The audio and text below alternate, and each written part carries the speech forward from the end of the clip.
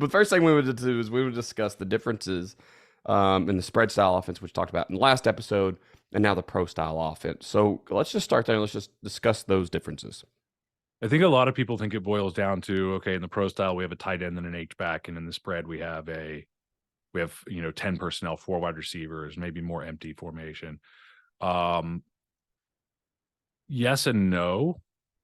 I think that the core philosophy is more important because a spread can get into tight formations, bunch formations, those types of things. So can we in a pro style.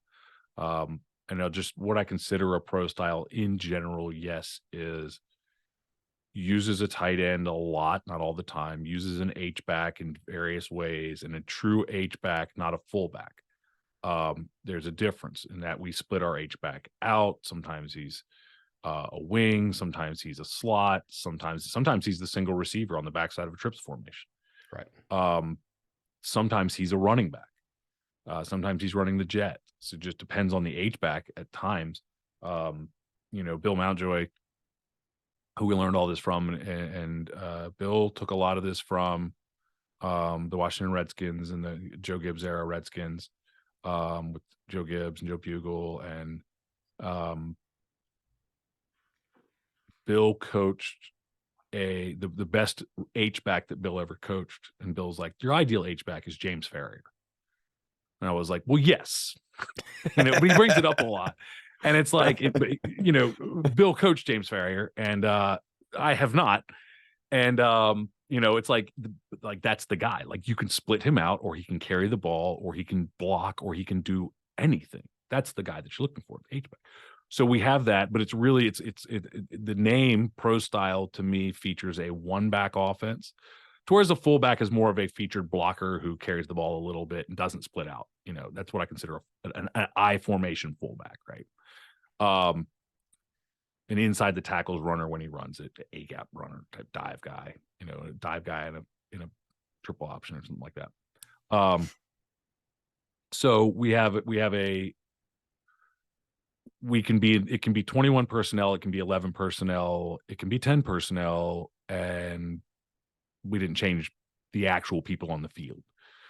We just moved them. But the core is really with a tight end, and then that H back who can be in multiple different positions, 2 wide receivers, and it's a one back offense in that there is one true running back.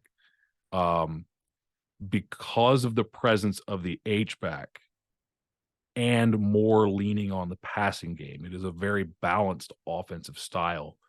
Balance means we can run the ball, we can throw the ball. Balance doesn't mean 50-50 necessarily, though it often ends up 50-50. I mean, year after year after year, I look back at the numbers and I'm like, we are 50-50, like, right, very much.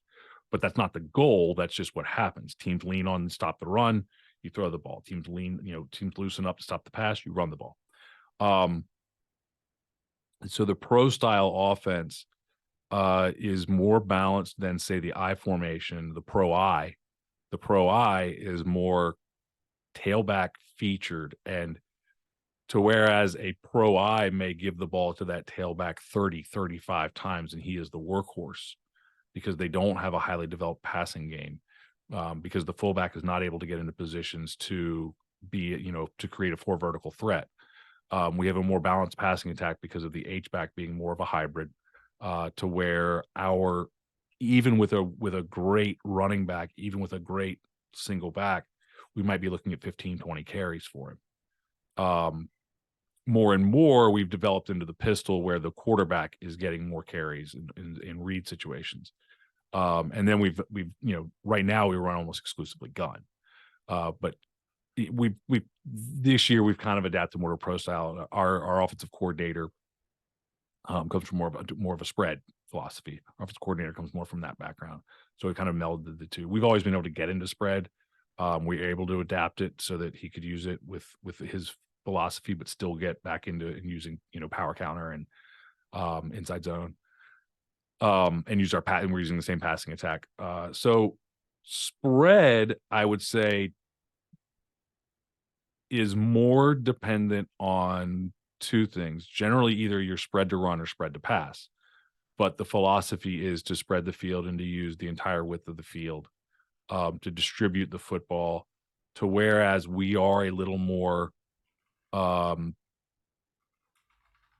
um, spread to run teams tend to be zone read, power read. We do have those elements in the pro style offense, but we don't use them as much. We use them a ton now, again, because we're more spread style and we just adapt to our quarterback. But I've had years where there was none of that. There's a little bit of RPO. I didn't a few years ago, I wouldn't run our quarterback. He could run, but I couldn't risk it because I had 6 athletes who I could get the ball to who could run it as well as him, whether it's receiver or running back, handing it to him or throwing it to him. And if I lost one of them, we were still okay because there were 5 more. But if I lost him, we were kind of screwed, you know. So I didn't run him at all, ever. He could have run. There was no way. Right. So it doesn't have to be an element of ours. And I think it's spread to pass teams is more like air raid, distribute the football. Spread to run teams is going to be a little bit more zone read, power read, screen game. None of them, which it's funny because people will look at these and say, like, this is this offense, this is that offense. Like wing tees run power counter, right? All wing tees have counter plays. Many of them run power. Buck sweep, as we've talked about, is a variation of power. It's a kick out and a wrap. So there's no difference there. So all offenses have these same elements. Like, do we run screens? Absolutely. Is it more in the spread? I mean, so do I formation teams. Everybody runs screens. But just that's kind of, I think I got that. Like, that's what I consider pro style. We're a little bit more, I mean, really the tight end is a thing, but it's how we use the tight end. And it's the ability to be multiple and be balanced. Not that, again, not to say that spread teams can't be balanced. I formation, wing tee, generally you are not, like the majority.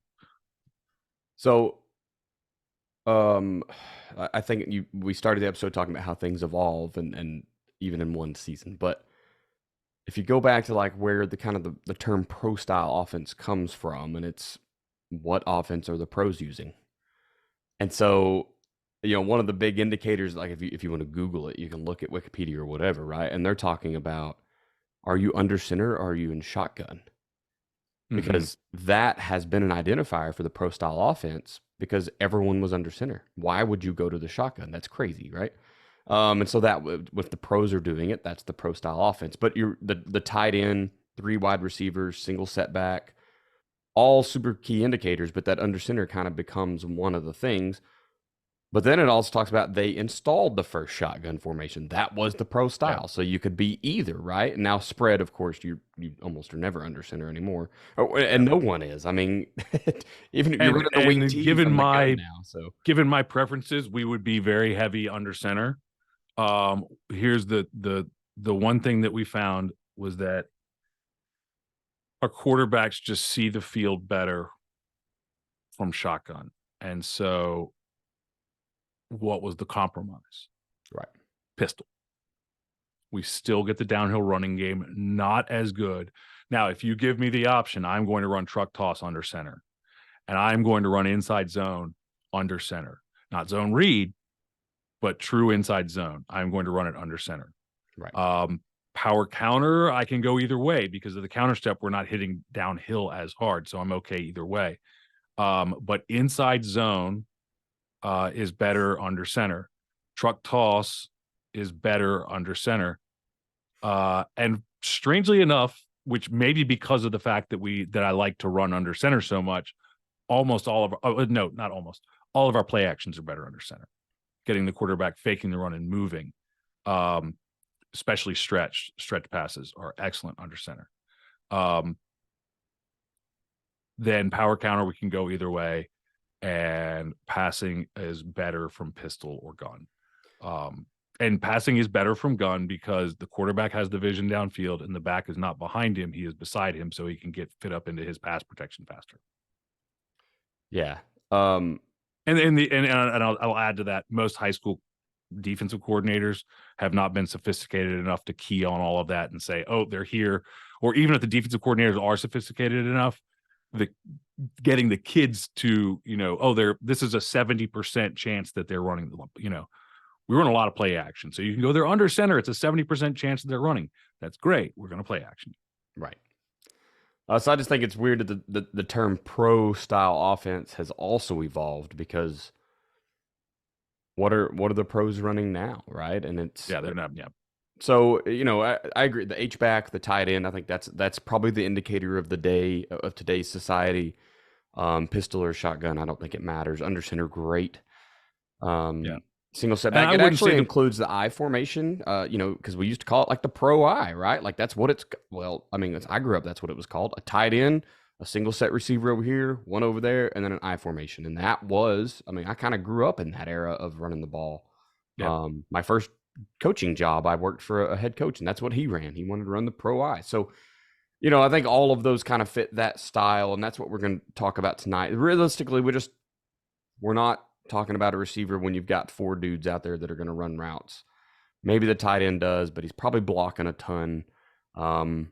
You're trying to run the ball. You know what I mean? You've put that extra person on the line so that you in can an ideal world, nobody calls, TV announcers don't call anybody an H-back, right? Nah, never. But if you look at Brock Bowers, he's not a blocker. He's a good blocker, but what's he best at? Being a receiver. Right. Can he get in there and block? Yes, absolutely. Can he kick out? Can he do all those things? Yes, absolutely. But also, what is he most dangerous doing? Being a receiver. Travis Kelce. Travis Kelce was coming to my mind. Travis Kelce is an absolute, those guys, Gronk, like those guys, I would consider them very much an H-back. You split Kelce out. You split Brock Bowers out. They don't sit attached to the line all of the time. Yeah. That is the H-back that we are looking for. And so in the NFL, they say it's a 3 tight end set or a 2 tight end set. One of those guys is a blocker, and one of those guys is Travis Kelce. It's pro style, right? Right. This is the new thing. So yeah, it is just and announcers. We all know, all coaches know, announcers. And I don't think for one second that the announcers don't know this stuff. I think that they're told, don't talk this way because nobody will know what the frick you're talking about. Part of the tradition, part of the shield. To wear the shield, you got to act like it's 1985. And like I've always enjoyed Romo because he was a little bit better at getting the point across that I see things that I can't talk about. Almost like you can tell he's like, he will talk about things a little bit higher level, but he's able to dumb it down a little bit so that he doesn't get in trouble. I remember one time, and I've talked about this before. I remember one time, Don Shula, they had Don Shula on a Miami broadcast, probably back in the mid 2000s or something. And he was on for a whole quarter, and he was announcing, but he was just like a guest, but he was talking about what he was seeing. And I was probably 5 or 6 years into coaching. I knew the words that he was using, but it was at such a high level. And I knew, you could tell they couldn't wait to get Don Shula off that broadcast because Don Shula was killing the normal casual fan trying to watch a football game because they had no freaking idea what he's talking about. Like, just no idea. And I loved it, but I understand they cannot have Don Shula on there. John Gruden could not have been on Monday Night Football. He would throw in the things here and there, and it was almost comical, right? The Spider 2 Y Banana is almost comical when he would throw those things in, but they cannot. So I'm not upset that they don't call Travis Kelce an H-back, but that's essentially the position. They could educate people. TV announcers. Yes. So that's kind of the comparison. So that's what we're talking about. We've talked spread last time. We want to talk pro style this time. Let's discuss what the star wide receiver looks like. We've switched schemes. So what does he look like this time around? There's 2 for us. So I'm going to leave the H back out, and I'm going to stick to the X and the Z in our offense. What about a There are slot? two. There are two. Who? What? The slot. Is that just your H back? The X is on, the Z is off. The H would be usually the slot. So if we're in Okay. a pro formation, or so our formations are called pro and plow. Pro is the tight end to the right, the tight end and the Z to the right, and the X to the left. The X is on, the Z is off. Which means, just to give you an idea, that means that the X is off, he can move around, and the X is pretty much there. Now we can always tag the formation, move the X off, and move him around, but we very rarely do. The H does probably 70% of the motion, and the Z will do about 30% of the motion. And we will try to have motion on about 50% of plays, motion or shifts. Like I said, we can have little things. We have a play right now where technically the X is doing motion. I can talk about it because it's on film, but the X is doing an orbit motion. But really, when we call the play, that X is actually a Y for us who plays only in spread formations. He's not a Y who plays attached blocking. He plays a Y when we're in spread formations, and the formation is actually tagged with an XY swap. So that's actually our Y in motion. Our X pretty much never goes in motion. Just like that's because of the people that there are, and then the X is still on and he's covered up and all that sort of stuff. So there's two different receivers in our offense. There is an X and a Z. The X is on, the Z is off. Our pro formation, the X and the Z, or the X is to the left, the tight end and the Z are to the right. One of the things people don't realize with these things is they always think it's the tight end. Pro and plow tells the Z which direction to go and the tight end to go with him. Pro tells the Z to go to the right and the tight end to go with him. Trick and tilt tell the Z to go to the right and the X to go with him. It's always called by the Z, not by the tight end.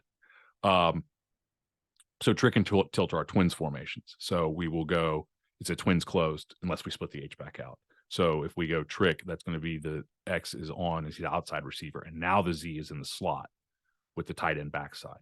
And then we could tag the H to split him out to create that pro twins look. Gotcha. Or we can have him in, or we can do that and have him in the wing formation. We can tag it. We would be trick 2 would be that tight wing twins formation that everybody runs, that everybody likes. So we can create all those formations. So the two receivers, the X, but the end of the story is really what it will tell you. This is the X is always on. The X is usually the single receiver backside of a trips formation. The X is always the outside receiver, with very little exception. The Z has the ability to move. He would be our jet guy. He would be our motion guy. We will run some toss plays to him. He will catch more screens than the Z or than the X, maybe? Question mark? Usually because we would want the H or somebody blocking for him and not the Z. So the X in general is the go get it guy. If you had the down the field threat, if you had the big body jump ball receiver, if you've got the high school kid that is 6'3", 6'4", built like a Greek god and can run a 4.5, he's your X. To whereas your more scat type guy is the Z. The Z is quicker. The Z is maybe more multiple. I would think of him like our H back, but he can't block as well. Right. Not all. He can't down block a defensive end. He may be better. He may be able to block a outside linebacker in space, but that's not his thing, right? That's not what he's on the team for. So, so the Z is going to look, a star Z is going slot. You call him slot, whatever. Is going to be more like that slot guy. He may be not as tall. He may be not as big and durable, but he's going to run more. He's going to be more of like slants and underneath routes, screens to him. We are going to find multiple ways to get the ball into his hands. We are going to do the same with the X, but the X is a lot more likely for us to just say throw a fade. Just throw it up and let him go get it. Yeah, so we obviously I get to be on a team this year that has almost everything we've said, what does the star look like? They got It's one. amazing. You go to 6A1 in Oklahoma, which is our highest level, and it's ridiculous. But you lose the advantage because across the ball, Got the other there's side. every single star at every defensive position. So you kind of lose it. But getting back to what you're talking about, differences here. Our X is 6'3", 190, maybe 6'4". Maybe we're lying on paper. I don't know. He's the guy that, like, when he jumps, he's making moves in the air to make sure a ball comes down with him and nobody else. He's already put up some ridiculous highlights this year. Our Z is, I don't know, he's maybe 5'8", but you're not two, maybe three people aren't touching him in space. If he's moving, I mean, he is a human joystick, and that's what I think about when I think about, like, the Star Z. I don't care about how much height you got. I'm probably not throwing you a jump ball, and in fact, I've witnessed him getting a jump ball thrown, and it's not always the best, right? Like, that's the speedster. That's the guy that I mean, you said he's mobile. He's the scat back type, but he's just not a back, He's right? got more lateral movement. Yes, and will make people miss. He's slippery. Like, that is the guy. Height doesn't matter. I mean, if he was 6'2" and could move like he does, then we would obviously welcome him being 6'2". But we really don't care because you put the ball in his hands and you just it's kind of like putting Madden on easy mode for a lot of defenses. So, that's the dude. And you already talked about the physique, right? They need to be, number one. You got to have a weight room program to build these cats. So, Yes. but that's That's what you're looking for. A you're running you're back with not hands on the outside.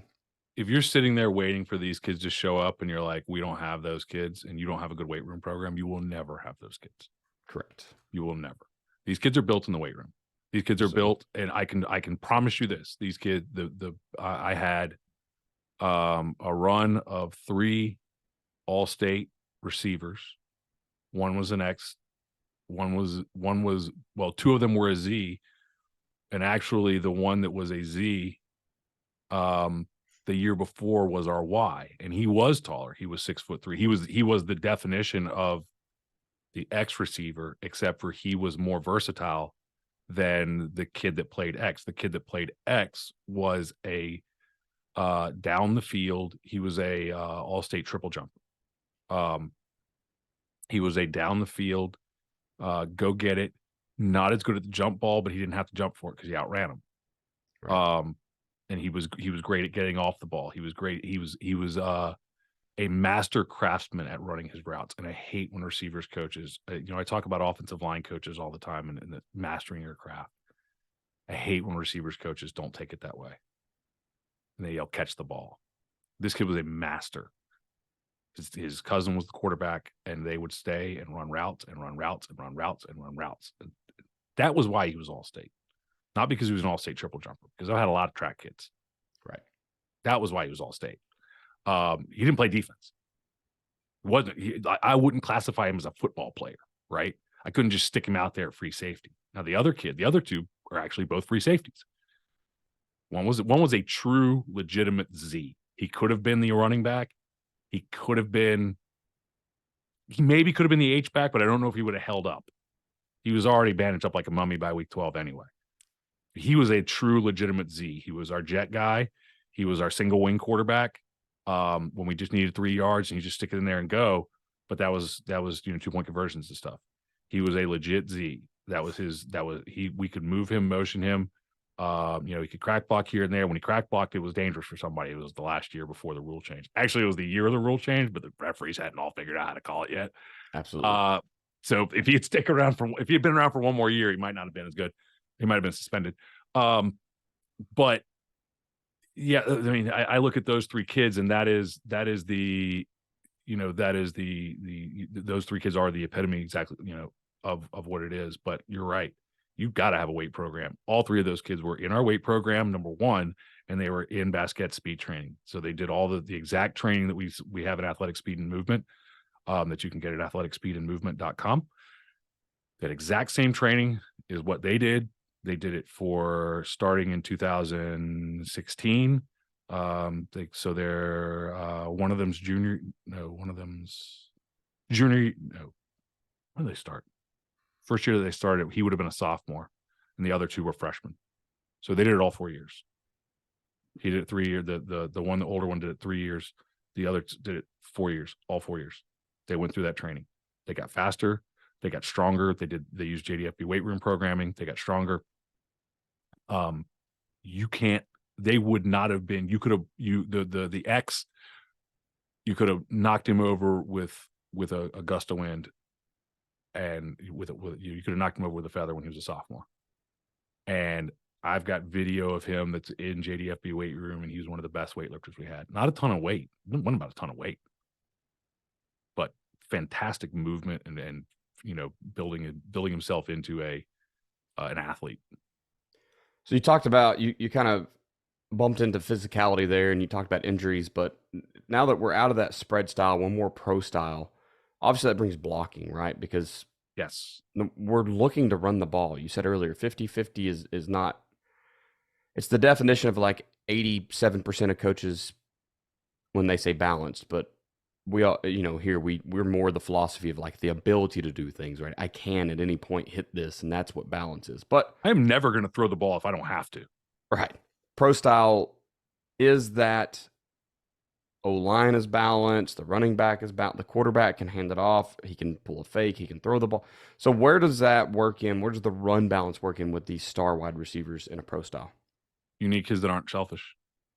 You really need kids that are not selfish, and we hammer our kids. One of the things that I will say about the kids that we have right now, they want the ball, and they're not always happy when they don't get the ball. But they will block their tails off, and that is being unselfish. Look, I get it. You want the ball. I know that.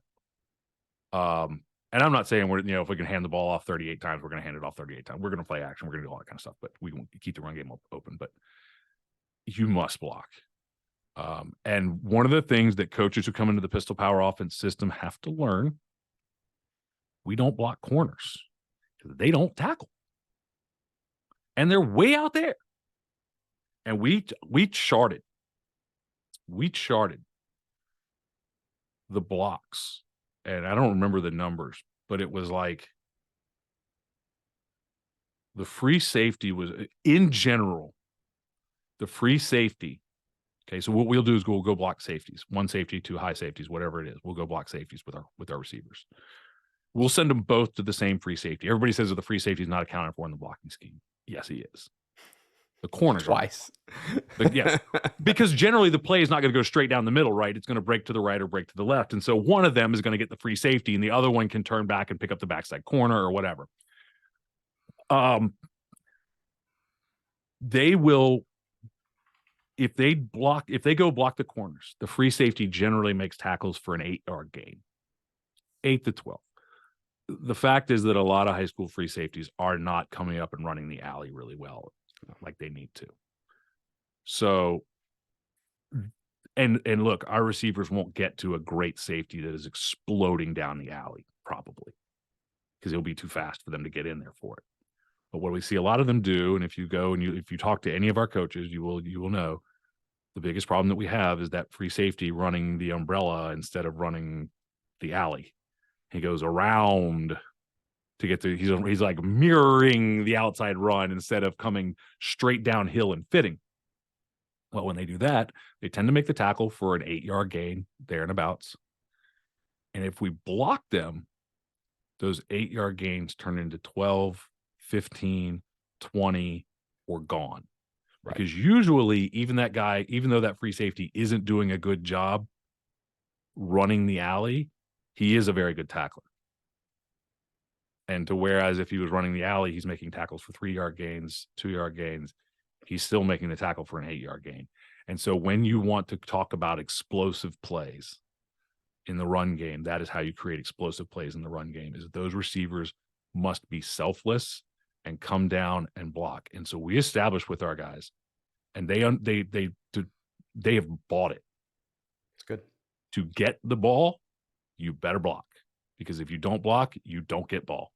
No block, no rock. That's what we teach. All right, so moving on to part two here. What is the role of the wide receiver in the pro style offense? And I know we've kind of already bumped on this a little bit, but There's a lot of roles. One is blocking, as we just talked about. So no need to go through that again.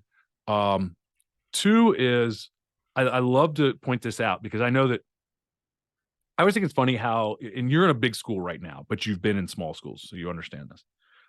There are coaches who have been in big schools their entire life. There are coaches who have coached in Dallas or Atlanta or Southern California, and they've been in those big metro areas that have great football their entire life, and they don't understand that there's a great big world out there of not just the Midwest, the Northeast, the Pacific Northwest, and then of course rural South. Texas is huge, guys. You're in Oklahoma. Oklahoma is huge. Texas is enormous. Everybody thinks that everybody in Texas is getting $100,000 to coach football. No, there's a boatload of schools. The only difference is they can cut and we can't. Okay, but they're making the same amount of money you are. The only difference is they got to get a certification and all that kind of stuff.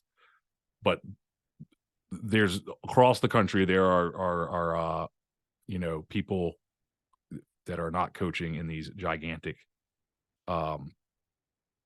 schools with I forget even where I was going with this, but I do think I always get people who are like, just they don't understand that there's this other world of 25 players and that's the norm that's out there. But you're talking about the second role of the wide receivers.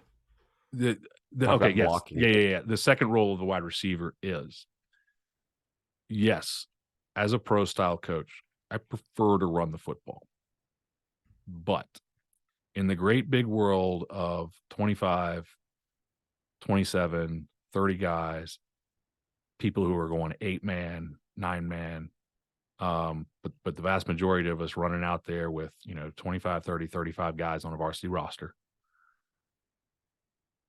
those places are still heavily wing T, sometimes double wing, maybe even pro I, spread to run, not air raid, heavily that. And in their minds, in those defensive coordinators' minds, any throw is communist football. And so the role of our guys is not to run elaborate receiver routes. It's to catch a hitch, to catch a look, to catch an alley screen. Because, and I was explaining this to one of our coaches the other day on a game film analysis. He coaches a youth team, middle school age. I said, if you throw in middle school, if you throw a hitch, if you throw 4 hitches in a game and he breaks one of them, they don't look at it, because you catch a hitch and you break it off, break the tackle of a corner. It's going for 65, right? Right. In their minds, they don't see that you just threw 5 passes or 4 passes for 5 yards each and then broke a tackle. In their minds, you have thrown for 100 yards passing in a middle school game. And we are emptying the box because this is unfounded. So you have to understand from the mindset of a coordinator, of a defensive coordinator, completing a hitch, completing a look pass, going to too high isn't going to fix that, but they'll do it. Okay. It is the simplicity of the pro style passing game, mirrored passing routes, curl flat, hitch seam, 4 verts, deep out is one of our best passing concepts. As long as you have a quarterback can throw it, and a lot more quarterbacks can throw it than you think, because a lot of corners don't break on the deep out very well. Slants, simple passes, smash against too high, but it's not. We've never been good at it. Simple passes. The job is to catch these balls so that we can run the ball.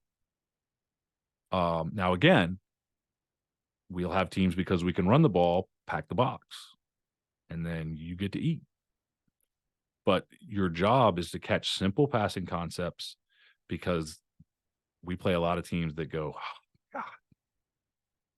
It's to keep the box clean, to keep it so that we can run power counter, that we can run inside zone, outside zone, and then to block when we run truck toss. That's the role. The better you are at it, number one, the more balls are going to get thrown to you. And number two, the more we're going to run the ball, which means the more they're going to get back in the box, which means the more we're going to throw to you. So that, that's same thing with blocking. It goes both ways. That's what you have to understand.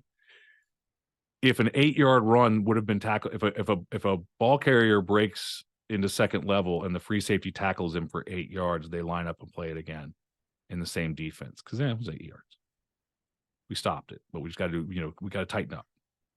If a ball carrier breaks into the second level and the receiver blocks the free safety and it pops now for 50, they don't look at it as out. Now they got to bring another guy into the box. And now the throw is open. So if you block, you get more open. So outlining his role, and I know we've talked jet sweep already. We talked about the Z's, kind of your jet and that's guy. the other thing he has to do is jet sweep and all that. The Z especially has to be. Right. So the motion, and definitely part of his role, right? And it could be motion to block, it could be motion to run a non-mirrored route. Maybe he's part of the Play actions. We do that a lot, right. yeah. And so slide routes and. So I kind of want to move into that. Like, what do we do in our system? And that's the last question. What can I do within my system? I run a pro system that can really highlight one of these receivers. So I just get the kid that, for whatever reason, came to me when he probably should have went to Tulsa or whatever's up there that has the big schools. But he came here, and now I've got him. But I got to use him, number one, because we now can apparently all transfer wherever we want to go. And so I've got to keep him happy. But I also want to run the ball because this is high school. So how do I highlight that kid and just let him shine? Again, he can't be selfish. You're going to have a very difficult time with a selfish receiver. That's a whole different episode. Because the fact of the matter is they can go out and put 2 guys on him and take him away, and you're just not going to throw in the ball very much. I've been double covered, and I've thrown the ball on them too, but they were sloppy in their double coverage. We also could have just run it the entire time, but we got penalties, I think. And I threw a post route that split like 4 guys for 80-something yards. I didn't throw it, but I called it. The role or the way that we can use him, and there is also, I should mention with the Z, there is a big element because of the motion and everything. And if he's a star, you use him as window dressing a lot too. I don't think jet sweep is a great play in our offense, and I have no idea. I go back to Mark Speckman, faster than the fly, and those kinds of things. It's like, do I think jet sweep can be a great play? I'm sure, but for us, we don't even run it like a block. We just block outside zone and we hand it off, and sometimes we get the edge, sometimes we don't. I don't care. Right. I'll run it one time in the first quarter because I'm going to run it 5 more times with just seeing if your linebackers will slide to it or whatever. Getting your guys moving. One of the things that I want to do is get your defense moving before that we snap the ball. With the X, it's pretty straightforward. Fade, throw a hitch if you see a hitch, throw a hitch. That's number one. If they're going to be 8 yards off of you, you better throw the hitch. If they're 7 off and he's a stud, you probably should throw the hitch. Right. It's a timing route. If they're 6 off, it's questionable area. And if they're 5 off, you throw the fade. If they're 4 off, 3 off, that's no man's land, you throw the fade. If they press, you should throw the fade if he's a stud because he should be able to get off of it. So his role in that aspect is to make one of their corners wrong, period. Very simply with hitch and fade. And then, different alignments, he can do different things. I want to be able to hit him on a deep, but a lot of times he's going to win a route. A lot of times that's his, and we will dress it up to give him some help, especially with the twins formations, with the trick and tilt, to get the Z out there so that he wins a corner route, a curl route a little better. But the X really needs to be kind of a precision receiver. I think he needs to be a professional receiver. He needs to run great routes. He needs to have great hands. He needs to be able to go get a jump ball. He needs to be able to run a hitch, turn, and catch that ball that's almost hitting him in the face mask when he turns around because the quarterback threw it on time. And they just have that, they're in sync with that. So to be a great X receiver, the best thing that you can, to be a star X receiver, besides the physicality, the way that we're going to feature you in the offense is you being a master of your craft. Now the Z, because of the ability to move you, And again, the Z not necessarily having the physical advantages as far as I can just body a corner and, an X can go get a ball that the corner's there, but the corner just can't go up top of him. Corner just can't go through him. If we have that body on that X of a stud. The Z that we might consider a stud doesn't have that body, like you said, 5'8", 5'9", but he can run. He's mobile. Um, the ways to feature him are things like the jet sweep, definitely the screens. Now I like throwing the screens to both of them. The alley screen is my favorite way to get to the ball to them. Look screens, now screens if you play 7 or 8 yards off to both of them. The X, by the way, we always tag on the backside because I like to run outside zone to the tight end. So the X will always be away from the tight end. So we will always, not always, but I like to tag a look onto any of our outside zones if we get to the point where we can do it.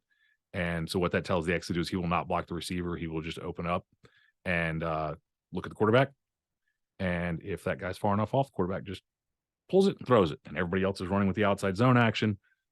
The X will be the guy getting that because we usually run it away from the tight end. We can do that on power counter, but power counter has a different motion. The quarterback reverse pivots, so I don't like it. And again, that's from pistol, um, not from under center. You could theoretically do it from under center. We just don't. So there's elements where the X can do that, but the Z, lots of rubs. Because I'm an offensive coach today. They're called rubs. See me on a different day, they're called picks. But lots of setting him up for that because he's going to run a lot of like shoot routes where if he's the inside guy, he's still going to do the traditional. He's going to run verts, he's going to run hitch, he's going to run curl route because he's the outside receiver a lot of the time. But the ways that we'll really get to feature him are being the slot receiver in those twins formations where he can run the shoot route, the flat route on a curl, but then he can run the curl wheel, right? That's where we want to get him. We tag him, he can be tagged as for example, our quarters beater is a variation off of a poco or a post corner route.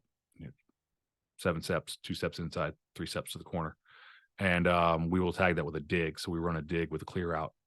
The inside receiver running the clear out and the outside receiver running the dig. We generally will run that to the Z. So it'll be a Z in tag. And that's a really good quarters beater. So that's a tag. A lot of his things that he will do will be tags on the Z. And we'll get him involved in that. Just find ways to create space. Very much, I would say the mentality with the Z outside of just the normal. And again, he can do all of the normal stuff, but the mentality of getting him the football with the Z is very much related to spread philosophy of getting an athlete in space. So he'll catch the screens, he'll get the jets, he'll do all that kind of stuff. He'll fake the jet and then he'll leak out and he'll play action. He'll be the slide route, which is everybody runs the slide route now, where he's lined up on the right side and he runs behind the line of scrimmage during a play action fake. We'll fake stretch to the right, and the Z is taking off behind the line of scrimmage to the left and leaking out into the flat. So that when we boot out, he's sitting there wide open. That's one of our best passes, 26 naked. It's in our system. So I think that's the best way to describe it. It's very much related to the spread concept of getting that athlete in space. Yeah, and that's what makes it, I think, a little hard to talk about being just in the pro style. And look, the fact of the matter is, if you have a dude out there, you don't have to break your system, but it's time to evolve, right? And that's We why find ways to give him the football. The pro and spread have, I mean, they're so universal now. I mean, they're you almost always see them together. I don't know a single OC that doesn't have a 2x2 and a 3x1, and then they can come in and have an H-back or a tight end and go 2x2 and 3x1, right? Because why wouldn't you? See a lot more.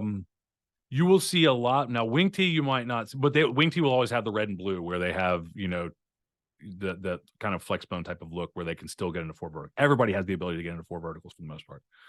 But Wing T, you may not see them split into 2x2. You're right, though. Most pro styles are going to be able to get into 2x2. A lot of spreads do not have a good heavy package, but some of them do. Yeah. And even if it's just a goal line package that they're running, I would say that we are in that sweet spot of we can do everything. I think if you have an absolute stud back there, misdirection becomes your friend, and so you start looking into If you can move out and get in the spread, come back and look at that wing T world. That let's run counter, but how many people can I run counter with, right? It doesn't have to be the running back every time. It doesn't have to be the quarterback. How can I get the Z in motion, feed him the ball, and let him run counter? And it doesn't We have to be the direction he's going. Let him pivot, catch the ball, and now he's running counter, and your H back or your tailback can lead. The RPO you world can is motion really him or orbit him and run speed option with him. yeah. You can do all sorts. Yeah. So I think RPO world has really opened up those Z receivers because I can bump them in tight. I can get them in motion, get them close to formation, run outside zone or inside zone or counter power, whatever you want away from them. And now I'm picking them up on the backside, whether it's a bubble, Bubble's whatever a I great want. way. Bubble out of twins is a great way Yeah. to use them as well. And just let that H, put them to the H side and or whoever's on their side. But if the Z and H are on the same side and let one block for the other, there's just so many ways. The world of offense has opened up so much with rule changes that I think you can feature. And the X is the same, but we've already mentioned he's generally not super mobile, right? He's not the guy I'm putting in motion. So I have to He's just pre-align in him. our offense. I mean, if I only had one,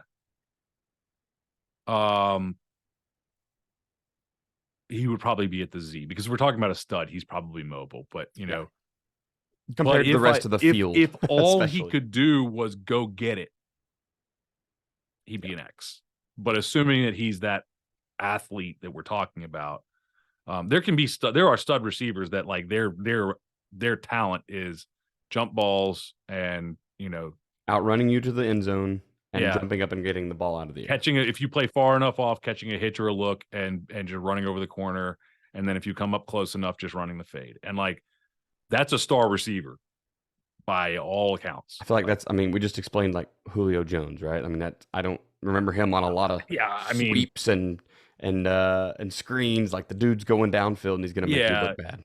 Yeah, like I mean, I don't remember. I could be completely wrong, but like, I mean, if you think about when you think about Julio Jones, when you think about Calvin Johnson, when you think about those guys, you don't think about them running a mini curl over the top of the tackle. You think about them going up running down the field, right? Or being just a physical menace, and that's that guy. To whereas the slot guy is like the star Z. You might think of like a Wes Welker or who was Terrell Austin, Oklahoma, I believe. The very small from West Virginia, Austin. Was Terrell Austin? Oh, play for the Rams. Yeah, that was a long time ago. Wasn't that a long time ago? 2 years ago. But I mean, that's the guy that I look at. Like he's on the very small receiver end of the spectrum, but like it's just so dynamic in the things, especially in college, so dynamic in the things they could do. And like that can be a star Z for you. He's definitely not a star X for you. Like there's no way that those guys are star X receivers, but they are fantastic in finding ways to get them the ball and create space. That that's what you need to do with them. Right. And I absolutely would. I've brought those guys in. Both of the Z guys that both of the Z receivers that I talked about were our single wing quarterbacks at one point when we get into that formation. Both of them have run the football as we either would get into split backs and run a counter to them, or we've run orbit motions and we've found many ways to get them the football, and not just throwing them the ball, handing them the ball, running jet sweeps, any way that we could get them the football. And to create space. If you are stuck X, in by the way, I never once considered for the single wing package. He splits out, catches the ball. If you are stuck in that, like we want to be old school, run the ball. We don't have a quarterback that can throw it to him. That's okay. Get him in the backfield. You just said split back. Like there's nothing wrong with. Well, keep in mind the throws that I talked about. Right, they're simple. Hitch, look. I don't care if you catch the fade. Can he throw it 20 yards? By the way, fade is not a 40-yard throw. It's a 17 to 22 and throw it outside. If he catches and throws it at the sideline just enough so that you can't press us, then you're fine. If your quarterback can't get the ball 17 yards down the field, that's tough. throw it out of bounds. Don't leave it inside. But a hitch and a look, not many quarterbacks can't throw that, at least if they do it correctly. Right. Like, don't throw it if it's not there. These are pre-snap reads. And almost any quarterback can throw that, and then therefore you can feature these guys and get the ball to them. Make simple throws. Curl flat, simple throw. Hand them the ball, like you said. Find unique ways to hand them the ball. Now I will say this. This is very important. Let me bring this up because you brought it up. If your quarterback can't throw, and you have a Division I receiver, Put him at quarterback. Put him at quarterback. Give him the ball. I was shocked. I was watching a film the other day. This team, athletic, good athletes. But I'm watching this film. And the quarterback was average, maybe. Not accurate. They weren't throwing the ball well. Maybe he was having a bad day. I don't know. All of a sudden, in like the third quarter, they throw the ball to a kid who's been split out, blocking, and they throw like a wide receiver screen to him. I think they line up in like a quads diamond and just flip the ball out to him. And this kid explodes down the field like one of the best players that I've seen on film all year. Do you know how many touches he had in that game? We talk about that all the time. We talk about breaking down opponents, and it's like, who do they think is their best player and who's actually their best player, right? I just imagine that. Now, if anybody was on our Chalk Talk last night, we had this question. Somebody said, what do I do with this kid? They were at the middle school level, and they were saying that they had a kid who was big kid, was an offensive lineman. This is, weight limits and everything. And he's offensive lineman, defensive lineman, but he's their best player. And he's like, I want to put him at running back and free safety. And I said, yeah. He's like, well, what about him? Should I be worried about his development? I said, no. You have no idea what he's going to turn into. How many people in the NFL were high school quarterbacks? It seems like almost all of them. It's and they should have been. Jadeveon Clowney was a running back. Do you think they were like, this is going to really stunt his development? Right. He's never going to get to the league because I made him run the ball. No. So, but I do think there are still coaches who go, well, he's getting recruited as a receiver. That's fine. Tell him when he goes to the college camps to get in the receiver line. We had a kid who did that. We had not us. He was one of our coaches coached him. He was a very, very good high school quarterback, but he was not a thrower, right? He was a zone read quarterback. And but he's an okay thrower. And he goes to, I think it was a Virginia Tech camp, and he's like, looks over there. And you can tell there's 500 kids at this camp, but you can tell which ones are there to, you can tell which ones Virginia Tech didn't charge and which ones they did, right? Right. And so he looks over, and there's 100 kids in the quarterback line, and there's 30 kids in the receiver line, and he's like, go to the receiver line. Ends up with a scholarship to Alabama. Wow. That's awesome. That's be smart, kid. Yep. You just because you played quarterback, if you got it, you don't think that Nick Saban and the coaches that he has, and Nick Saban is just an example, but you don't think that a college coach if a college coach doesn't have the ego to say, I can make that kid an end, or if a high school coach, like if you tell me that this kid's been playing running back for me, but he's 6'3", 285, and we have a better running back, I'll get him straight. Yeah, he's gonna be an O-lineman. I'll get him straight. Okay. Now, if he's our best running back, I'm gonna hand him the ball, because it's always easier to give the better kid the ball and then teach the other kids how to get in the way. Right. But go get in the way. Ran over slowly. You should net. But I just imagine in that situation that there's some coach over there that's like, well, they're looking at him as a receiver. We'd heard his recruiting, or it could be his parents or whatever, or him. And I'm thinking like, that kid should have touched the ball 15, 20 times. That's sad. If not every snap. I feel for you. For that kid. Low one for me. Yep, that's it. Sweet. We've checked all the boxes. We're going to run out of time. We never run out of time. It's our show. We never run out of time. That's free. That's right. Time is kind of free. Let's pay the bills and get out of here, man. Let's do it. It's Tuesday night. join.joedanielfootball.com, get access for $1. That's 7 days access to the whole package, everything we've mentioned for $1. If you sign up and get the $1 for the platinum package, you even get to send in one game film analysis. So if you haven't signed up yet, you're probably pushing at the playoffs. You want to do game film analysis. We're not going to break down film of the opponent. We're not going to tell you how to defeat your, it's to help you. It's self-scouting on steroids. Also, you get 4 defensive packages: 4-3, 4-2-5, 3-3 stack, and 3-4. All those can be kind of ran as one system. The terminology is the same. The umbrella principle doesn't change. The ASCA principles don't change. You can do any of those that you want. Have seen a lot of multiple defensive this year. So if that's what you're needing, then that's what you can do. Pistol power offense system, which we've talked about a ton tonight. It's the whole episode basically. So you can run that pro style offense, or you can change it into the spread, and you can run air raid or whatever you want to do. We've got a base system there for you, or a complete system if you just want to run it how it is. Chalk Prefer you talk. not run the passing concepts. I prefer you not run air raid passing concepts if you're going to send it in game film analysis.